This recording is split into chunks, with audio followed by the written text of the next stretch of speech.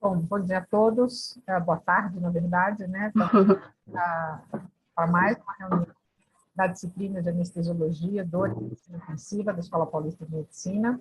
Hoje a reunião é a cargo do setor de terapia intensiva e a gente tem o prazer de ter a doutora Daniele Yuri Vieira Tomotani conosco. A doutora Daniele é coordenadora do nosso setor, né? Uma das coordenadoras do nosso setor, e é também paliativista por formação, além de intensivista, né?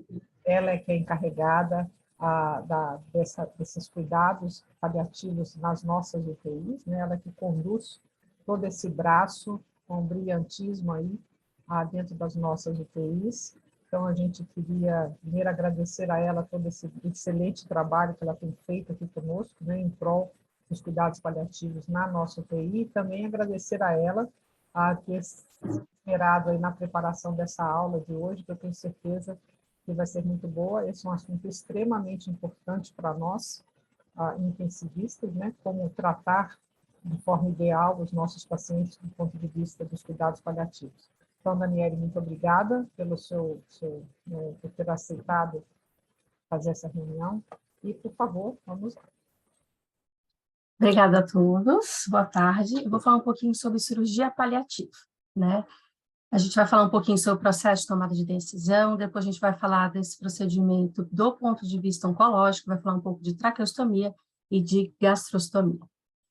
Quando a gente olha um paciente que tem uma doença que ameaça a vida dele, aí pode ser tudo, pode ser câncer, TPOC, entre outros, né? No início do diagnóstico de uma doença, provavelmente ele ainda tenha muita terapia modificadora de doença que pode prolongar a vida dele, pode até curar essa doença e talvez o sofrimento seja um pouco menor. A partir do momento em que a doença ela vai progredindo, a capacidade de curar ela vai se tornando menor, até que chega um momento que a gente não consegue mais curar a doença e chega um momento em que a morte vai acontecer independente do que a gente faça. A gente entende que qualquer procedimento que busque a cura, independente dele ser invasivo ou não, faz muito sentido no início da jornada dessa doença. Mas a partir do momento que a doença vai progredindo, a possibilidade de curar vai se tornando menor. E aí, neste momento, os procedimentos que visam melhorar a qualidade de vida, prolongar um pouco a vida, mesmo que não leve à cura, fazem sentido. E, neste caso, procedimentos invasivos, cirúrgicos, via endoscopia, entre outros, podem ser interessantes. A partir do momento que a doença ela vai progredindo mais, talvez o foco no manejo de sintomas seja mais importante e, no fim da vida, provavelmente o que seja mais interessante para o paciente seja o manejo aí com procedimentos focados para manejo de sintomas não invasivos. Quando a gente vai fazer essa definição, se o procedimento ele vai fazer sentido ou não, a gente tem que fazer um cálculo, né, que vai pesar o benefício e o custo, e o benefício sempre tem que ser superior. E quando a gente fala em benefício, a gente está falando em melhora de qualidade de vida e alívio de sintomas. E o custo aqui, eu não estou falando de custo financeiro, a gente está falando dos efeitos colaterais relacionados a esse tratamento, né, em morbidade, mortalidade, a duração desse tratamento, quanto tempo esse paciente vai ficar internado, né? E a disponibilidade de recursos, né? E a gente também tem que pesar os valores desse paciente, né? Aqui, para esse processo de tomada de decisão, é importante, nesse slide ele fala do cirurgião, mas qualquer profissional que esteja relacionado a esse cuidado, explique para o paciente, para a família, qual é o diagnóstico, qual é o prognóstico, as opções de tratamento, né, e os riscos relacionados. E com isso a gente vai pegar os valores desse paciente e fazer de uma forma compartilhada esse processo de tomada de decisão. A gente tem que pesar os fatores relacionados ao pré-operatório, então risco cirúrgico, se esse paciente é frágil, né, se ele é um paciente geriátrico, as complicações relacionadas neste pós-operatório, em que fase essa doença está e como ela está progredindo, né? De forma que a gente vai estabelecer se faz sentido, sim, para esse paciente um tratamento curativo pleno para ele, e aí cirurgias com ressecções extensas de tumor e assim sucessivamente, versus um tratamento cirúrgico paliativo, né, que vai ser focado em manejo de sintomas e talvez um prolongamento do tempo de vida desse paciente, ou se esse paciente já está numa fase mais avançada da doença e que o foco principal seja o conforto, né? Nesse processo de tomada de decisão em que o centro é o paciente e sua família, todos os profissionais envolvidos têm que estar juntos, né? Então, se eu estou falando de paciente oncológico, o oncologista o cirurgião, o intensivista e o anestesista, né? E quando eu estou falando de cirurgia oncológica, eu não estou falando especificamente só de procedimentos cirúrgicos, mas a gente pode fazer procedimentos por radiointervenção, endoscopia, neurocirúrgicos, e não só apenas o oncologista, né? O hematologista, neurologista, entre outros. Dos procedimentos invasivos que a gente pode fazer, eles podem ter como objetivos punções de alívio, como paracentese, toracocentese, controles de sintomas, né? Então, realização de colostomias, ileostomias, pleurodese, cistostomias, entre outros, nutricionais, né? Tanto para derivações de trato gastrointestinal, como ostomias, vasculares, como ostomias, entre outros. Então, apesar do título da aula ser cirurgia paliativa, a gente vai falar aqui tanto de procedimentos cirúrgicos, mas também intervencionistas e endoscópicos. Quando eu falo especificamente do paciente oncológico, a gente tem que pesar na balança qual é o prognóstico da doença oncológica desse paciente.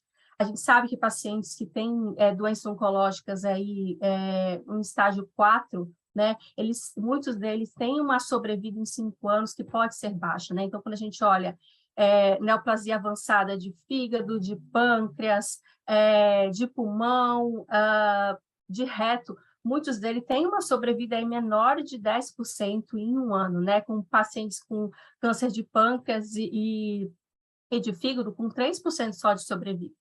Além disso, a gente tem que pesar a funcionalidade desse paciente. Quando eu falo especificamente de pacientes oncológicos, a gente tem 2 escalas funcionais que são bem importantes, que uma delas é o ECOG e o outro é o Karnofsky, que também são utilizados para a gente predizer o tempo de vida que esse paciente vai ter e também se ele é candidato ou não de tratamentos como quimioterapia, radioterapia, porque estão relacionados com o status performance dele, né?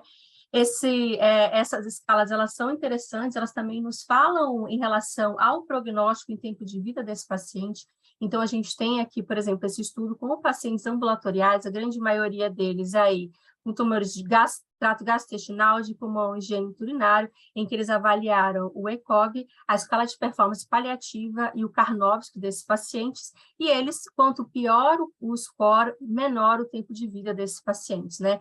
Com pacientes, por exemplo, com um ECOG de 2, com 104 dias de sobrevida, um ECOG de 3 de 55, de 4 de 25 dias. E quando a gente olha o Karnofsky e a escala de performance paliativa, que elas se correlacionam bastante, esses pacientes aí com um PPS, o Karnofsky de 40 a 50, com 51 dias de vida, e o PPS e um KPS entre 10 e 30 de 22 dias, né?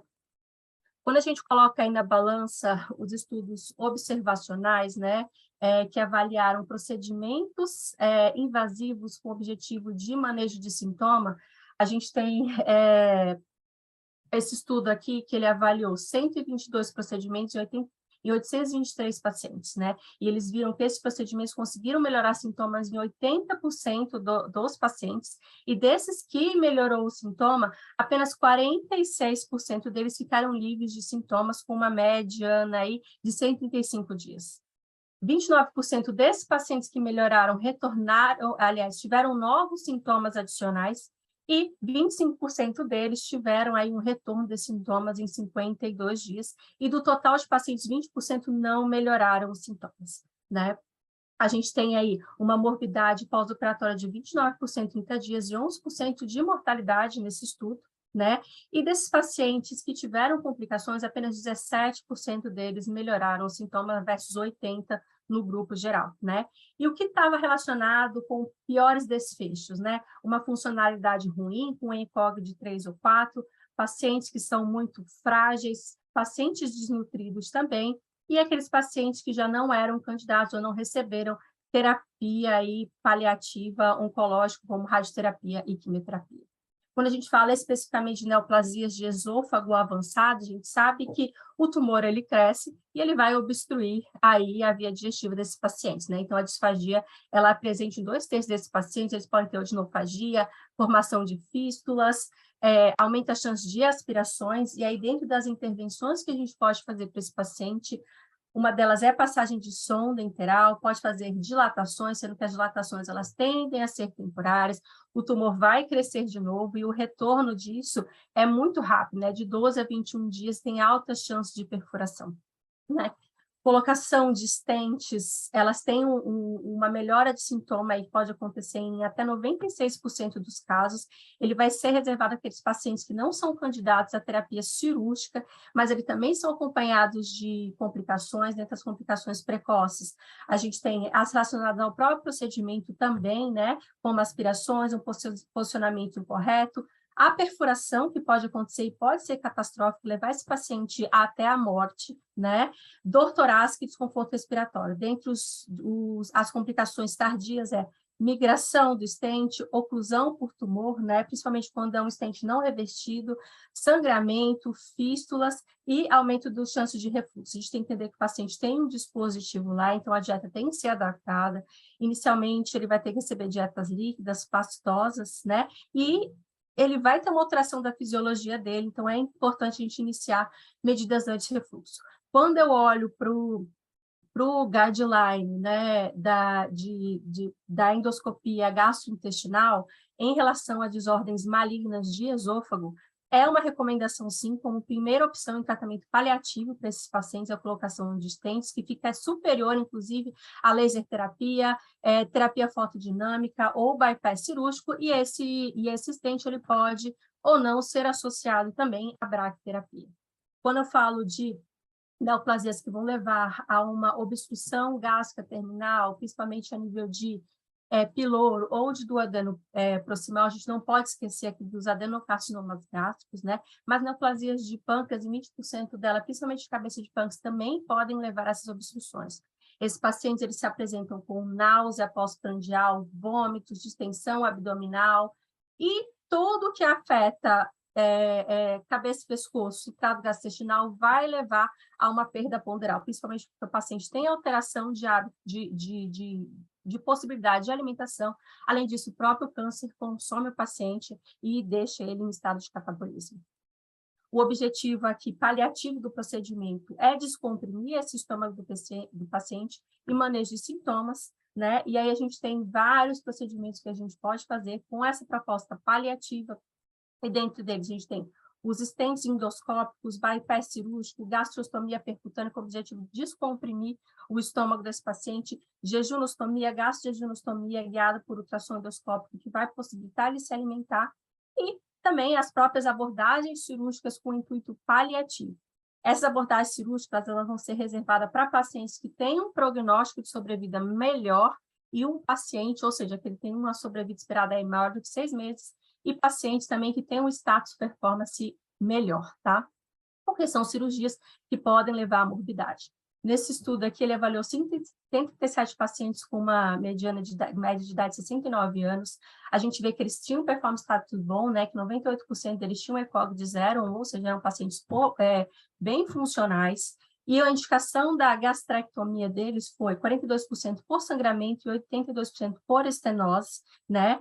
A grande maioria fez uma gastrectomia total, né, 58%, o resto fez parcial, e esse procedimento foi acompanhado aí por 42% de chance de complicações pós-operatórias, sendo que a maior delas foi obstrução aí intestinal.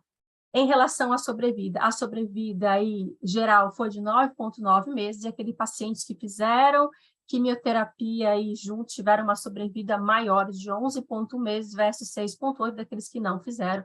Ou seja, esses procedimentos eles são reservados para pacientes com prognóstico um pouco melhor.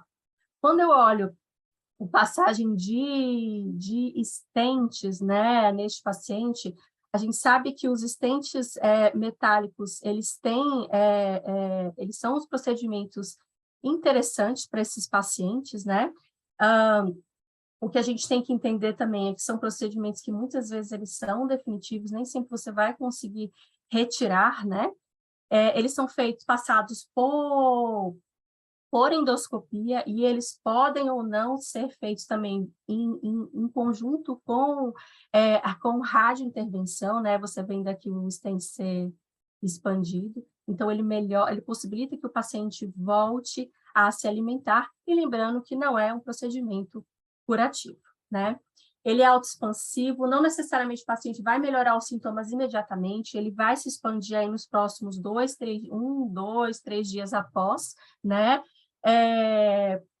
ele tem uma taxa de sucesso de 90%, 80% dos pacientes melhoram dos sintomas, né? Ele não é um procedimento ideal para estenoses benignas, porque ele geralmente não pode ser removido, até porque o tumor ele vai crescer em cima desse stent, né? E depois você não vai conseguir retirar. E dentre as coisas que podem contraindicar esse procedimento, se o paciente estiver totalmente ocluído, isso não vai ser possível, falta de conhecimento técnico, disponibilidade, estenoses muito extensas, maior que 8 centímetros, ou se for uma estenose muito distal.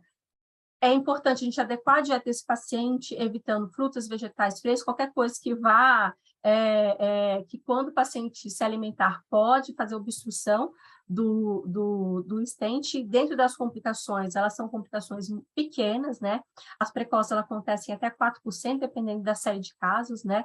Elas podem estar relacionadas à própria sedação, à colocação de stent e ao procedimento endoscópico, né?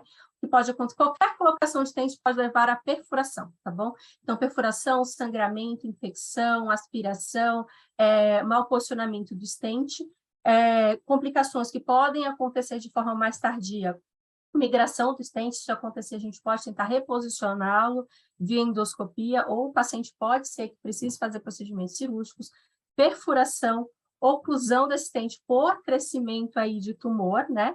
E também por alimentos. Quando eu olho de obstrução de via biliar, em que ele vai se manifestar principalmente com icterícia e obstrutiva, a gente tem que pensar em neoplasias de cabeça de pâncreas e trato biliar e também em doenças metastáticas, né?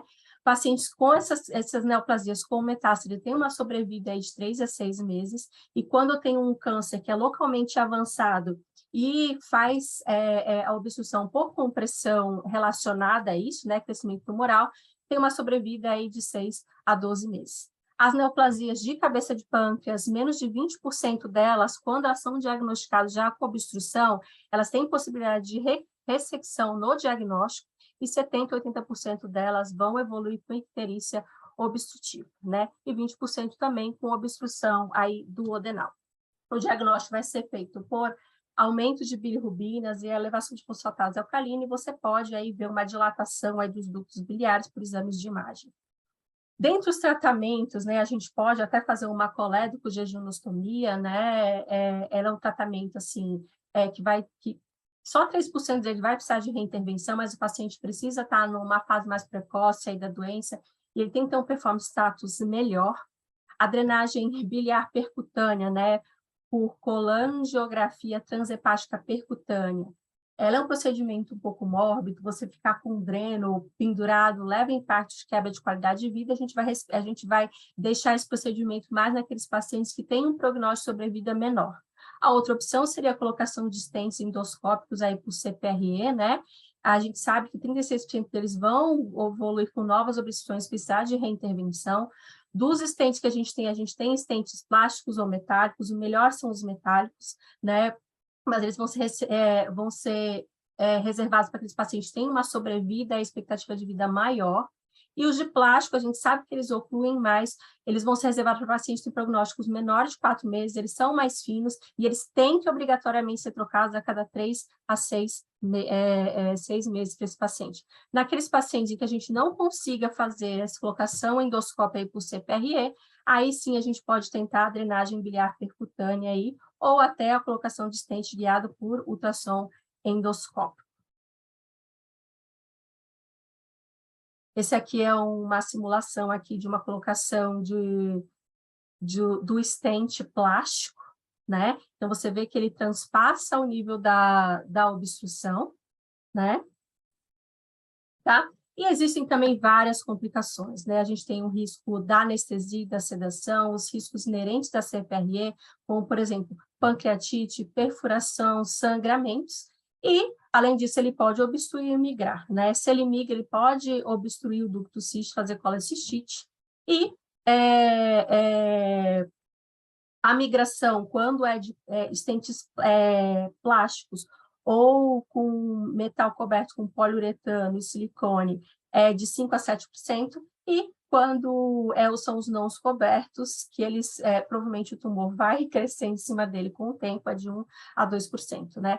Quando a gente fala da oclusão do próprio stent, a gente vai em um paciente que inicialmente melhorou, mas depois de um tempo ele começa a evoluir com sintomas de obstrução, de novo, com aumento de bilirrubinas, você faz exame de imagem, tem dilatação aí de ductos biliares, e o paciente pode evoluir também com colangite. A gente sabe que isso piora o prognóstico do paciente, até porque se for um paciente candidato à quimioterapia e conjunta, a presença de colestase, ele faz com que a dose dos quimioterápicos sejam menores, tá?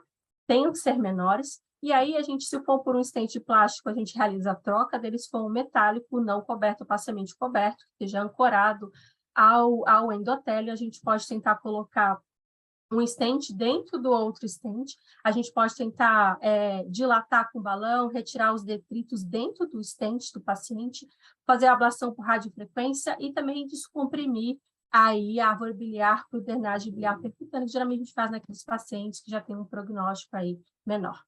Quando a gente diz de obstrução intestinal maligna a nível de cólon, né? A gente sabe que 15% a 20% dos pacientes com neoplasia de cólon retal vão evoluir dessa forma, né? Quando o diagnóstico ele já acontece na vigência da obstrução, a sobrevida em 5 anos é de 29%, né? E menos 50% dos pacientes que apresentam dessa forma têm possibilidade de cura, né? Além disso, a gente tem tumores de pelve, metástase, entre outros, que também podem fazer obstrução aí colônica por compressão extrínseca ou por crescimento invadindo a parede do intestino, né? Por contiguidade avançada, nos tumores que são localmente avançados.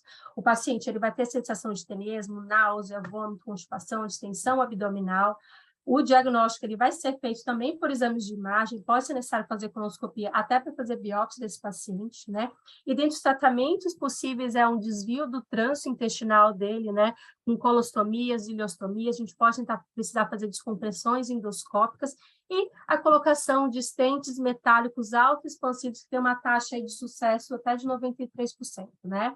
As complicações, se for feito por mãos habilidosas em serviços de excelência disso, são baixas, né, com menos de 5%, e aí, dentre as principais complicações podem acontecer a migração do stent, uma nova oclusão por crescimento aí de tumor. Como eu falei, qualquer stent pode levar à perfuração, né, isso vai ser maior se for uma obstrução a nível de cólon direito, tá?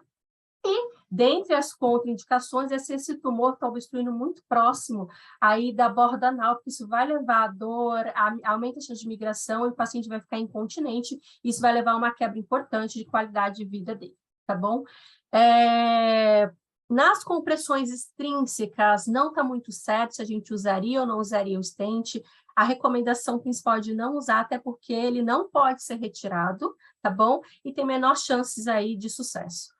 Quando eu falo das colostomias, né, tanto ileostomia em alça, colostomia em alça ou terminal, a gente sabe que elas não são isentas de riscos, tá? Se a gente for olhar aqui, 18 estudos randomizados com 1.009 pacientes, a incidência de complicação variou de 2,9% a 81% dos estudos, tá? A principal que levou a complicações foi a colostomia terminal, com 62% aí de complicações, sendo que a principal foi hérnia para a ostomia do paciente, 59,3%, né, dos casos. E se a gente olha nas ileostomia e colostomia em alça, as principais complicações, elas acontecem por irritação pelo conteúdo de pele periostomia, né? A gente sabe que quanto mais proximal, mais alcalino e menor a consistência das fezes. Quanto mais distal, as fezes podem sair até formadas. Então, a chance de fazer lesão de pele é menor, né? Em relação a custo-efetividade, né, de colostomias, né, procedimentos cirúrgicos aí, em urgência versus a colocação de stents nesse paciente, né? Apesar dos stents serem extremamente caros, se a gente for olhar o valor total aí, o procedimento por stent, ele se torna mais custo efetivo, né, com os procedimentos cirúrgicos de emergência, um aumento de custo de $5.865. E se a gente olha um score de quali, né, que seria equivalente a 1 ano de vida desse paciente com qualidade de vida e sem sintomas importantes, a gente sabe que o quali para pacientes com stent é de 0,68 versus de cirurgia de emergência de 0,58. E se a gente for olhar esse quali aí durante 1 ano, né, de custos, a colocação de stent ele vai levar uma redução aí de custo de 58.653, né? Então, eles são mais custo-efetivos, mas eles não são tão disponíveis assim, né?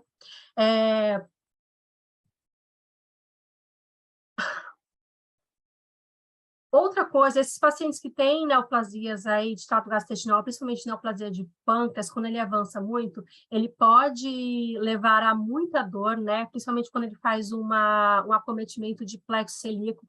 São dores de difícil tratamento, o paciente tem tanto dor aí neuropática, mas ele também tem dor nociceptiva, né? Então, são pacientes que acabam usando cargas muito altas de opioide e acabam tendo sintomas, principalmente com constipação, que são muito difíceis de manejar, né? Nesse paciente, uma outra coisa invasiva que a gente pode fazer para melhorar a qualidade de vida dele é uma neurólise de plexo celíaco, né? Isso geralmente é feito por radiointervenção, num acesso posterior, em que você vai achar o tronco celíaco e a gente vai injetar etanol ou fenol com o objetivo de fazer a neurólise e assim melhorando os sintomas, né, desses pacientes. Além disso, o plexo celíaco também leva fibras sensoriais aferentes para o esôfago inferior, estômago, pâncreas, baço, rins, fígados, vesícula biliar e intestino, né?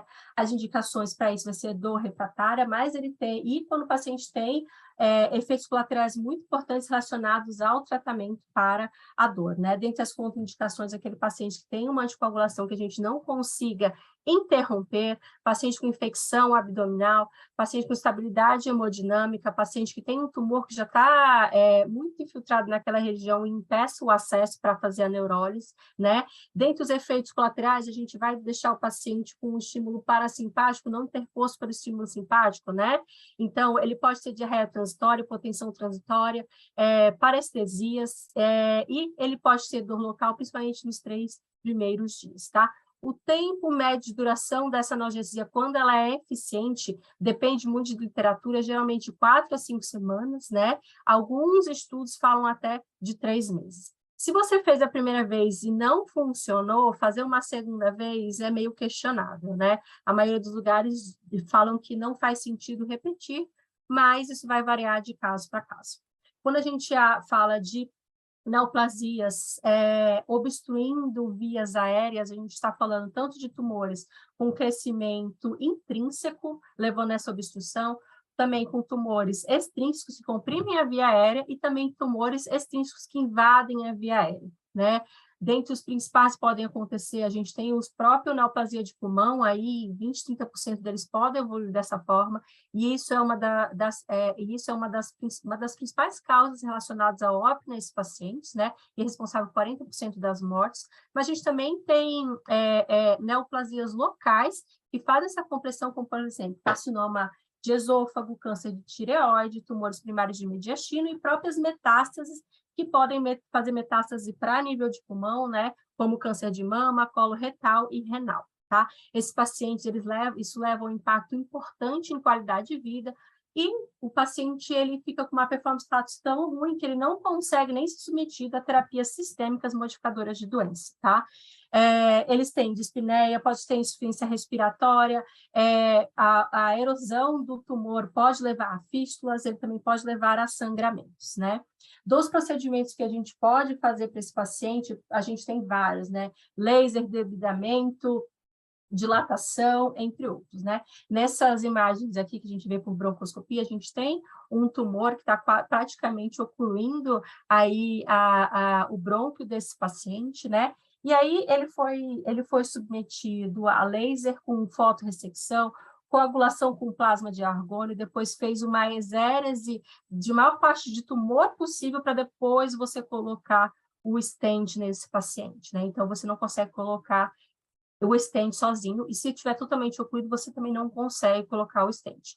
Os pacientes que se beneficiam da colocação de stent tem que ser principalmente aquele que já tem uma obstrução maior de 50%, não é isenta de complicações, ela pode acontecer em 15% dos casos, mas vai depender se o seu serviço tem ou mais ou menos expertise em relação a isso, né? E aí, dentro das complicações, a gente tem hipoxemia, perfuração, entre outros.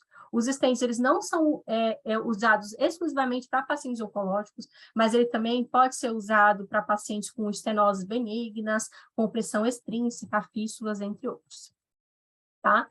Se a gente olha em desfechos, né, isso aqui é um estudo retrospectivo com poucos pacientes, né, 28, né, de 55 anos, mais ou menos, que o principal motivo era a neoplasia gástrica, levando aí a compressão de vias aéreas, depois da neoplasia de pulmão, né, e eram pacientes que já tinham status performance, assim, de doença mais avançada, com ECOG de 3, muitos deles já tinham até stent esofágico, tá? A colocação do stent nas vias aéreas melhorou 75% aí dos pacientes, né, em relação aos sintomas. Ele conseguiu melhorar o performance status de parte desses pacientes aí, né, de um ECOG de 2,4 para 1,7. A gente não foi isento de complicações, ela aconteceu em 6 pacientes, né, com crescimento do tumor e nova obstrução e migração, e a sobrevida após o procedimento foi de 39 dias, né, é uma sobrevida que geralmente, se a gente olhar, vai considerar baixa, né, mas talvez para aquele paciente tenha feito, ele viver 39 dias com mais qualidade de vida, talvez tenha feito sentido, mas são coisas que a gente tem que pesar aí, tá bom? E a sobrevida do diagnóstico até o óbito desses pacientes foi de mais ou menos 10 meses. Quando a gente olha em derrame pleural maligno, né, isso pode acontecer secundário em várias neoplasias, né, ele está presente em 15% das neoplasias em geral. Quando eu tenho um paciente que tem metástase e tem derrame pleural versus aquele que tem metástase e não tem derrame pleural, a gente sabe que a morbidade ela é muito maior naqueles pacientes que têm metástase, né? Eles podem ter dentre os sintomas de espineia, o paciente, quando ele deita, ele tem muita falta de ar, dor pleurítica, tosse, que pode ser incapacitante para ele. O prognóstico é um prognóstico ruim aí de 3 a 12 meses. E quando você faz a pleurodese, né, você pode aumentar a sobrevida desse paciente até a 5 uma sobrevida em 5,8 meses, tá bom? Para a gente entender qual é o tipo de procedimento que a gente vai fazer, se seria só punções de alívio nesse paciente programadas, colocação de catéter de longa permanência ou pleurodese, isso vai depender muito do tempo de vida que esse paciente vai ter, e a gente tem um score que pode nos ajudar a avaliar isso, né? Esse é o score Lent, que vai avaliar o LDH desse paciente, o ECOG do paciente, o N, a relação entre neutrófilos e linfócitos e o teu tipo de tumor, né? E ele vai estabelecer se esse paciente é um paciente de baixo risco, moderado risco e alto risco, né? Isso está relacionado, sim, com mortalidade, né? Então, nessa série de casos aqui, os pacientes com alto risco, eles tiveram uma sobrevida apenas de 44 dias, né? E desses pacientes também de alto risco, 65% deles sobreviveram em 1 mês após o diagnóstico, apenas 3% em 6 meses. Quando a gente olha o guideline americano, o que ele sugere? Né? Aqueles pacientes que têm derrame pleural são assintomáticos, a gente não faz nada, porque a gente sabe que os procedimentos não são isentos de risco. Não tem sintoma, não tem por que fazer nenhum procedimento invasivo. Se o paciente ele é sintomático, a sugestão é fazer uma toracocentese nele e ver se, após a toracocentese, o paciente melhora da dispneia. Se ele não melhorar da dispneia, não tem por que fazer nenhum procedimento invasivo, porque isso não vai melhorar, isso vai ficar só com os riscos relacionados ao procedimento. E aí você procura outras causas. Se você fez, o paciente melhorou dos sintomas, a gente tem que avaliar se ele expandiu ou não expandiu o pulmão. Se ele expandiu o pulmão e é um paciente que tem um prognóstico de sobrevida aí maior, faz sentido sim você fazer pleurodese nesse paciente, que pode ou não ser associada à colocação de um catéter aí de longa permanência. Se o paciente outros pacientes, dependendo do prognóstico em tempo de vida, podem ser candidatos apenas à colocação aí desse catéter de drenagem pleural de longa permanência, e a gente sabe que ele pode até, com o tempo, fazer a própria pleurodese, né?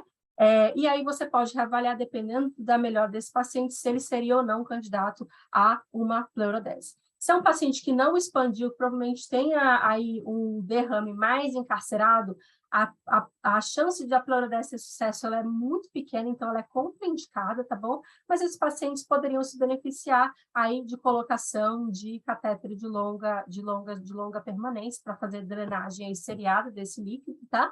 E aqueles pacientes que têm um prognóstico de pouco tempo é aquele paciente em que pode se beneficiar de você fazer toracocenteses de alívio para ele aí seriadas. Lembrando que quando você vai fazer a toracocentese, geralmente a gente tenta não tirar tanto líquido, não mais do que 1,5 litro, porque eles podem algumas vezes fazer edema aí de reexpansão e o paciente entrar em insuficiência respiratória, tá? Se eu for olhar os tipos de procedimentos que eu vou fazer, então, se aquele paciente tem um prognóstico de semanas, provavelmente o melhor para ele seja fazer toracocenteses repetidas, tá? Quais são os riscos relacionados de IPM e pneumotórax? Se for um paciente que tem um prognóstico maior do que 3 meses, e se tem um status performance adequado, né? O melhor é você fazer pleurodese para ele, né? E se for um paciente que tem um prognóstico aí de semanas até 3 meses, a colocação do dreno seria a melhor. Só que qual que é o problema? O dreno tem um custo muito alto, você tem que ficar trocando o reservatório, tem chance de obstrução e assim sucessivamente, né? A presença por si só do dreno pode levar a uma pleurodese espontânea aí em 45% dos casos, né? E a chance de infecção ela é menor, mas está relacionada aos cuidados, né? Então é 2,8%. Ele é um dreno que é tunelizado, então em caso de infecção a gente começa o tratamento e a gente só vai retirar esse dreno nos casos em que essa infecção se tornou refratária, tá? Beleza. Agora, em relação à traqueostomia, né? Para a gente pensar em risco-benefício de fazer uma traqueostomia no paciente, a gente tem que pensar nos desejos desse paciente, se isso vai levar ou não qualidade em vida e no prognóstico da doença dele, né? Então, assim, é um procedimento que pode prolongar a vida do paciente, principalmente quando eu falo em tumores e assim sucessivamente pode. Mas será que essa vida vai ser prolongada às custas de qualidade? Isso é uma coisa que pesa quando a gente vai definir isso, né? E a gente tem que lembrar que uma traqueostomia vai levar a alteração de fala e de deglutição, né? Isso é uma coisa que pesa muito para os pacientes. Dentre as indicações, a gente tem 2 grupos principais de indicação, né? Sendo que o primeiro é qualquer perda de função coordenada do trato aerodigestivo superior, né? Que aí vai envolver deglutição, respiração e fala, tá? E obstruções de vias aéreas, aspirações crônicas, lesão neurológica aguda, progressiva, ventilação mecânica prolongada, entre outros. Quando eu falo especificamente de obstruções de vias aéreas, e aí os principais representantes seriam aqueles pacientes com neoplasia de cabeça e pescoço, né? A gente tem aí as principais causas, neoplasias irressecáveis de cavidade oral, de laringe, de tireoide, tumores traqueais invasivos, né, alguns que acometem corda vocal, e algumas metástases cervicais que podem tanto fazer a obstrução por contiguidade ou por compressão extrínseca também. Esses pacientes eles também podem ter um componente de fraqueza muscular, desmame ventilatório prolongado, entre outros, né? Se eu optei por fazer traqueostomia nesse paciente porque ele tem uma doença que vai levar à obstrução de vias aéreas, uma coisa que tem que ficar certa é que eu sei a evolução natural da doença, então eu tenho que me antecipar.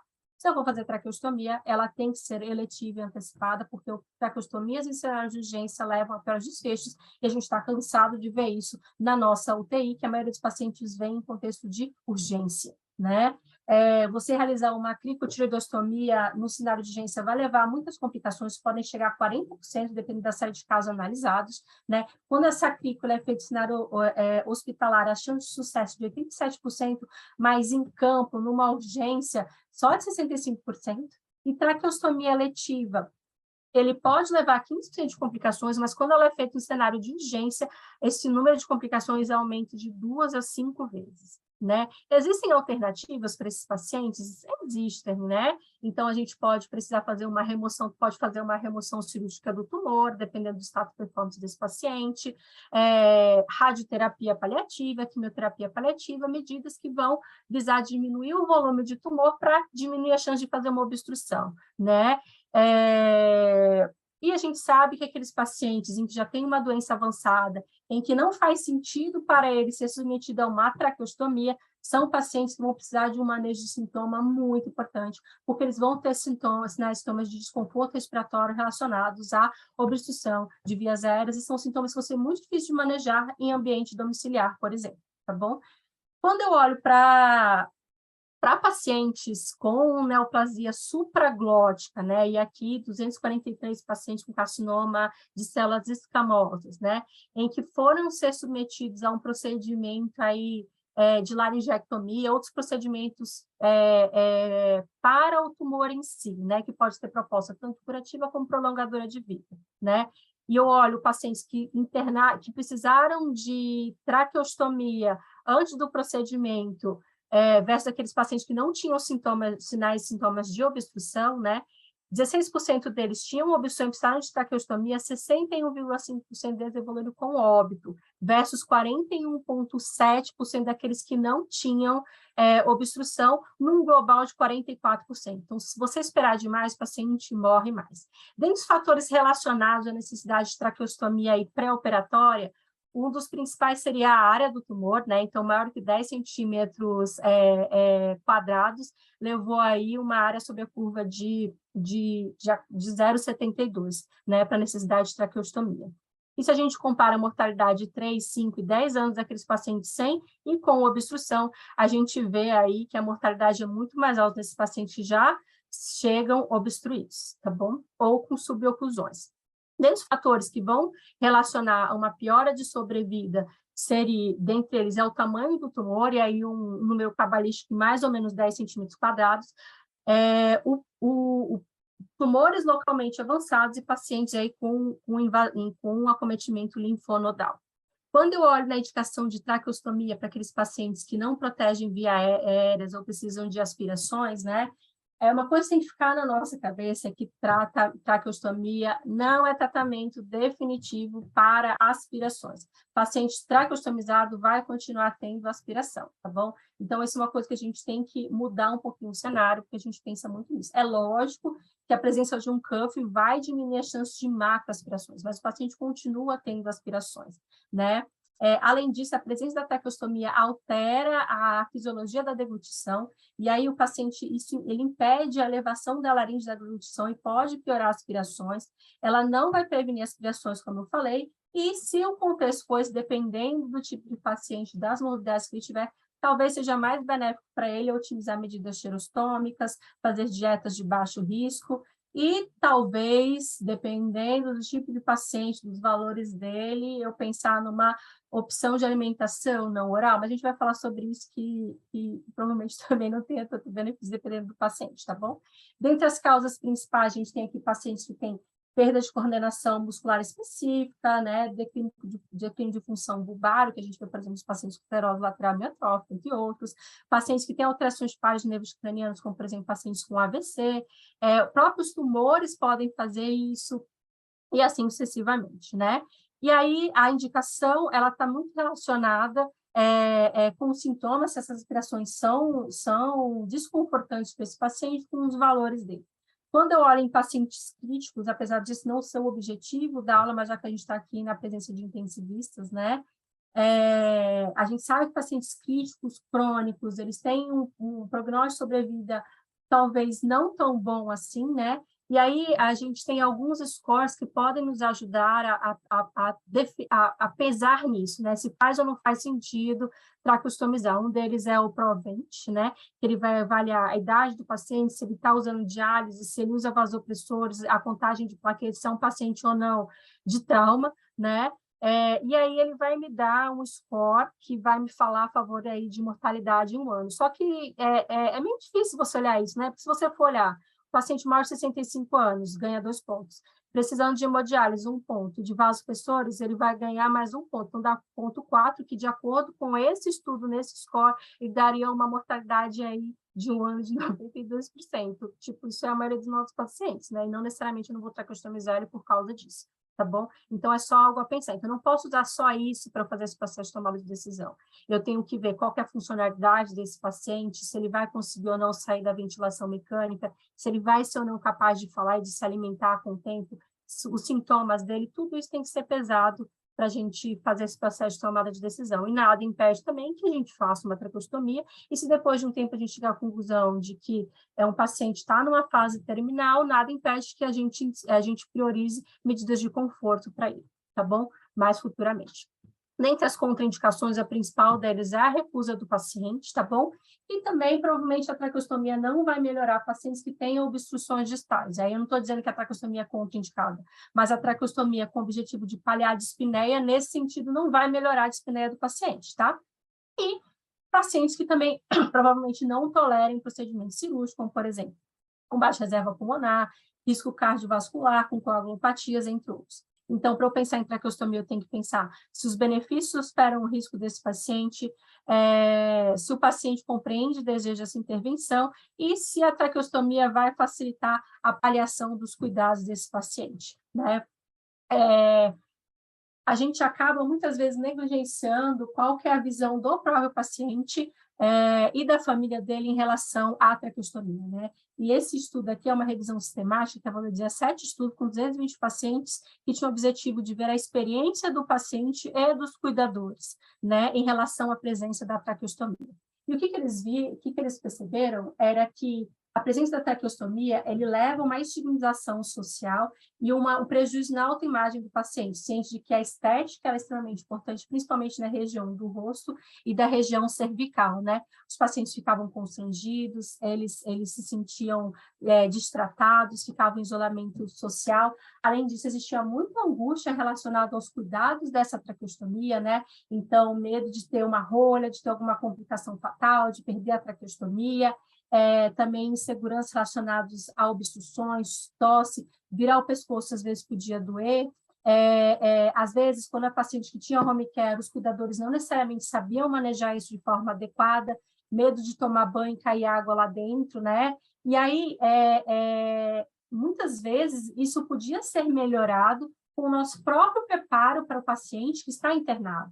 Então, se a gente tiver tempo para isso, né, de explicar os riscos e benefícios, ensinar o manejo, já começar a preparar o paciente para a deshospitalização 2 semanas antes, os próprios cuidadores, que é uma coisa que, infelizmente, a gente acaba não fazendo sempre, tá bom? Além disso, tem prejuízos em fala e comunicação, né? Dependendo, se for, por exemplo, um paciente que tem um tumor que obstrui via aérea alta, esse paciente não vai mais conseguir falar. Isso tem que ser dito para o paciente, né? E a gente sabe que a fala está diretamente relacionada com o exercício da autonomia desse paciente. Uma das coisas que a gente mais vê de sofrimento é a pessoa tentar se expressar e não conseguir, tá? E aí a gente pensar em alternativas, como a importância do familiar estar junto. Será que esse paciente consegue ser reabilitado com válvula de fala? Se ele não conseguir falar, ter dispositivo de alarme, se ele pode chamar alguém em casos de que ele precise de ajuda, né? E quando olha especificamente bem-estar e qualidade de vida, a presença da traqueostomia, ela também piorou a depressão, o paciente tinha uma percepção negativa e autodestrutiva dele mesmo, né? Com prejuízo social e econômico, e também levou ao aumento de estresse e perda de autocuidado dos cuidadores. Eu não estou falando aqui que não é para passar traqueostomia, tá bom? Eu estou falando que a traqueostomia leva um peso para esse paciente. É claro que se for melhorar sintoma, é claro que se for melhorar o tempo de vida, pode fazer sentido sim, mas está no nosso papel resolver a angústia desses pacientes e ensiná-los para diminuir todo esse sofrimento, tá bom? E por fim, a gente tem aqui as gastrostomias, né? A gastrostomia, geralmente, ele vai ser indicado naqueles pacientes que precisam de uma via alternativa aí por sonda por um período maior do que 3 a 4 semanas, tá bom? E aqui faz sentido, principalmente naqueles pacientes que têm uma estimativa de vida aí maior do que 2 meses. Provavelmente, se ele tiver uma estimativa de vida menor, a possibilidade de complicações superem os benefícios da gastrostomia, tá bom? Nível de consciência, provavelmente aqueles pacientes que não têm nível de consciência, né, tipo encefalopatia anóxica, AVCs muito extensos, assim sucessivamente, provavelmente eles não se beneficiam disso, e o melhor para eles seria que a gente fizesse tudo para dar o conforto para ele, né, no fim da vida, porque provavelmente esse procedimento poderia até atuar prolongando um pouco a vida, mas sem trazer benefício em maneira de sofrimento, tá bom?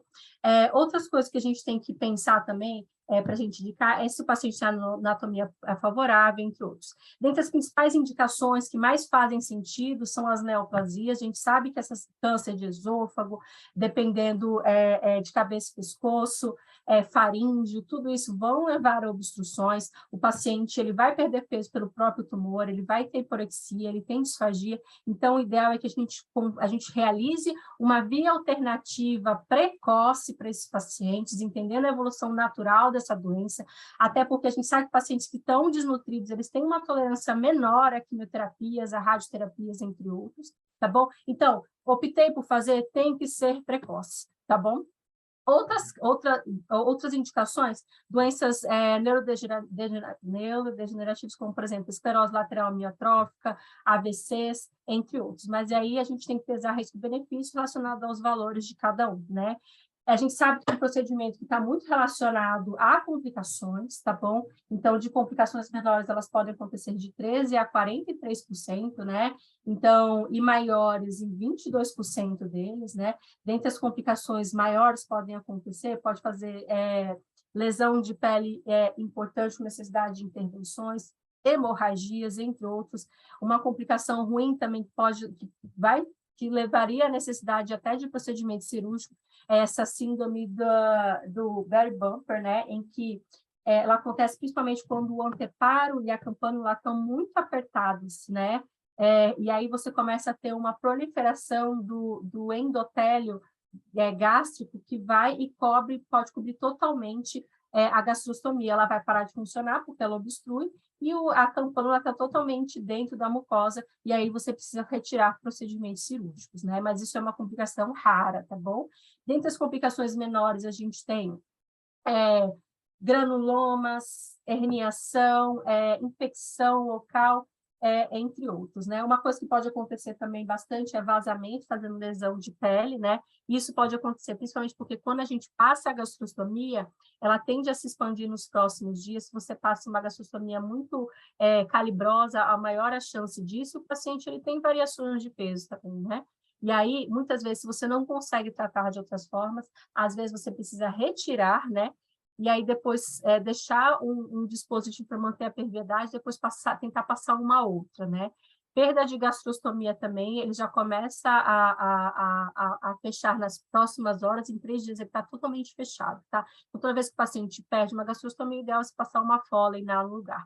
Dentre as contraindicações para a realização de gastrostomia, a gente tem contraindicações absolutas e aí relativas, né? Então, pacientes que são obesos mórbidos, se ele já tem cirurgias anteriores que a gente não consiga pegar a parede gástrica e aproximar ela da parte externa, também não é possível se você transilumina por endoscopia e a luz cai a nível de caixa torácica, também não é possível, e assim sucessivamente. A gente pode fazer essa gastrostomia por via endoscópica, por radiointervenção, cirúrgica também, sendo a que leva menos complicações, a endoscópica, que é a mais utilizada, tá bom?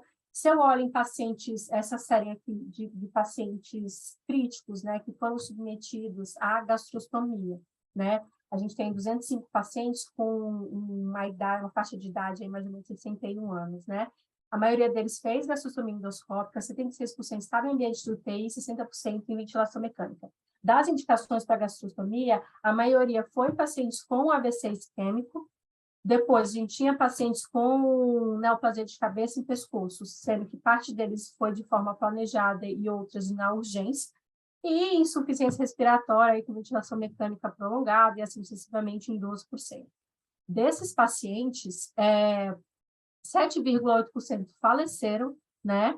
E 63% deles tiveram sequelas graves, né? E foram de alta com muita dependência, né? E aí, principalmente os pacientes que ficaram com tempo de ventilação prolongada e pacientes com AVCI, e 27,8% eram pacientes que saíram com sequelas moderadas, né? Que foi principalmente aqueles pacientes com neoplasia de cabeça e pescoço. E o dado mais interessante é que mesmo que esses pacientes eles tiveram sequelas, eles tinham um prognóstico muito ruim, dos pacientes que faleceram, apenas 29% deles tiveram avaliação de cuidado paliativo durante a internação, e dos pacientes que foram de alta com com sequelas importantes, só 15% deles tiveram avaliação, né? Então, para a gente ver que a gente acaba não pensando nisso, né?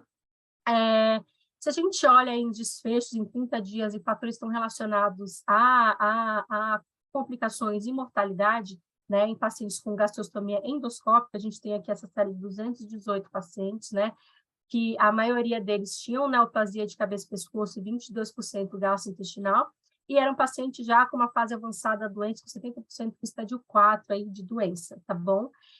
A indicação, na maioria deles, foi para estabelecer suporte nutricional, né? E aí, se a gente olha a mortalidade aí desses pacientes, 72% deles faleceram, sendo que desses pacientes que faleceram, 13% foram nos primeiros 30 dias pós-gastrostomia. O tempo de sobrevida destes pacientes foi de 10,2 meses, ou seja, a gastrostomia, não necessariamente só a gastrostomia, mas você tem uma via alimentar alternativa, que pode ser sonda, gastrostomia, entre outros, prolonga, sim, o tempo de vida do paciente, né? Que variou aí de 8 a 5,7 dias. E dentre as complicações aí, né, as maiores, a gente teve 18 pacientes com pneumonia aspirativa e sepse. Lembrar que a gastrostomia não impede aspirações, tá bom? E dentre as complicações maiores que a gente, essas foram as maiores e as menores que a gente teve dor, celulite, vazamento, náusea e vômitos. Se a gente olhar pelas recomendações, né, da Braspen, né, em relação a pacientes oncológicos, naqueles pacientes que têm neoplasia de cabeça e pescoço, eles indicam-se uma via alternativa nesses pacientes, mas um acompanhamento com terapia nutricional, ele tem que ser de uma forma precoce, você dando suplementos ou alimentação por sonda, se for necessário para esse paciente, tá bom? E provavelmente, se for um paciente que tem uma doença mais avançada, sem possibilidade de cura, talvez o benefício de uma via alternativa vá se tornando menor e o benefício maior seja para uma dieta oral focada em conforto. Quando eu olho para pacientes com AVC isquêmico, as recomendações da American Heart Association, né, eles vão falar que esses pacientes com AVC e que têm disfagia, né, o ideal é que você estabeleça a passagem de uma sonda nesses pacientes nos primeiros 7 dias, caso ele não consiga receber dieta por via oral, e a gente pode também associar suplementos para eles, né? E a realização de gastrostomias, elas não devem ser realizadas no período precoce, aí de menos de 2 a 3 semanas, deve ser reservado para pacientes que precisaram de sonda por um tempo superior.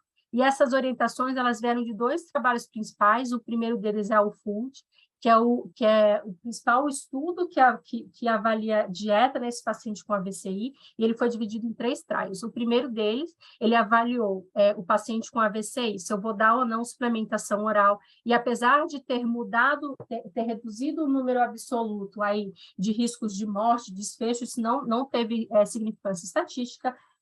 Você passar sonda interal precoce, e aí o precoce seria menos de 7 dias ou mais tardio, também não levou a mudanças de desfechos em relação à morte e piora de desfechos. E quando eu olho para a colocação de gastrostomia, né, nas primeiras 2 ou 3 semanas, ou seja, de uma forma precoce, fazer gastrostomia aumentou o risco de morte e aumentou o risco de piores desfechos. Por isso que, se a gente for fazer gastrostomia, a gente vai fazer um período superior aí de 3 semanas. Quando eu olho para essa revisão sistemática aqui, né, com 6.700 pacientes com AVCI, né, o uso de gastrostomia reduziu a falha de tratamentos, né, ele também levou a menos sangramento e diminuiu a chance aí de lesões por pressão dos pacientes, tá? E não diminuiu a chance de pneumonia aspirativas. Esse aqui eu vou pular, porque eu acho que eu já estou adiantada no meu tempo. Mas, só falar uma coisa, em relação à esclerose lateral amiotrófica, se você for fazer gastrostomia, você tem que fazer precoce, tá bom? Porque se você fizer tardio, o paciente já não consegue mais, porque já tem uma disfagia avançada. E, por fim, a gente tem os pacientes aqui em quadros demenciais, né? Que é a indicação que é a mais questionável de todos. Eu estou falando de paciente com quadro demencial avançado, né? E a gente sabe que você passar sonda nesses pacientes não altera desfecho de mortalidade em 1 ano. Além disso, se eu for falar especificamente de gastrostomia versus dieta via oral nesse paciente, a passagem de gastrostomia pode até levar a riscos em relação à mortalidade, ele não diminui mortalidade global, e ele, na verdade, assim, a dieta oral é mais favorável para redução de pneumonia, lesão por pressão e imortalidades, né? E aqui, para finalizar, o que a Sociedade de Geriatria ela nos fala é que, para não indicar, né, alimentação alternativa no contexto de terminalidade, a gente sabe que não previne broncoaspiração, não melhora a nutrição do paciente, tá bom? Além disso, a Sociedade Europeia também contraindica o uso de nutrição artificial em pacientes em fim de vida, e isso seria a ESC em relação ao guideline de demência. E a gente sabe também que esses pacientes com demência avançada, eles provavelmente não se beneficiam, e o paradoxo é que a gente espera muito para fazer, e quando a gente faz, provavelmente o paciente já não se beneficia. Então, para finalizar, né, o que a gente tem aqui? É que, para a gente fazer a tomada de decisão em relação a isso, a gente tem que pensar no manejo de sintomas, e se essa terapia ela tem o objetivo de prolongar a vida do paciente, se esse prolongamento vai trazer qualidade de vida para ele, né? E, para você fazer esse processo de tomada de decisão, a gente tem que pensar nos valores, nos riscos e benefícios do procedimento e na fase de evolução da doença, né? Eu finalizo aqui com uma citação do Balfour-Monte, que é um cirurgião, ele é urologista, ele é o pai do cuidado paliativo, e ele que deu o nome de cuidados paliativos, e ele que instituiu o cuidado paliativo na América do Norte. Ele dizia assim, que há uma ironia cruel no nosso cuidado com os que estão morrendo, embora essas sejam as pessoas mais doentes do nosso sistema de saúde, quando a tecnologia médica não sabe o que fazer, a qualidade e a quantidade de atendimento diminui. Como podemos justificar isso? Então, é isso. Obrigada. Muito obrigada, Dani, excelente explanação. A gente agradece muito aí a sua colaboração, o seu cuidado contínuo com os nossos pacientes. Toda a parte da cirurgia, eu tenho certeza que foi muito interessante para todos os nossos residentes da anestesia, da dor e da terapia intensiva. Infelizmente, a gente está muito avançado na hora, então eu vou pedir para todos aqueles que tiverem dúvidas ou comentários que enderecem eles a Daniele, todo mundo tem o WhatsApp da Dani, né? Que a gente, infelizmente, vai ter que encerrar. Mas queria te agradecer muito, Daniele, novamente aí a sua excelência nesse cuidado e nessa aula. Muito obrigada a todos e boa tarde. Boa tarde.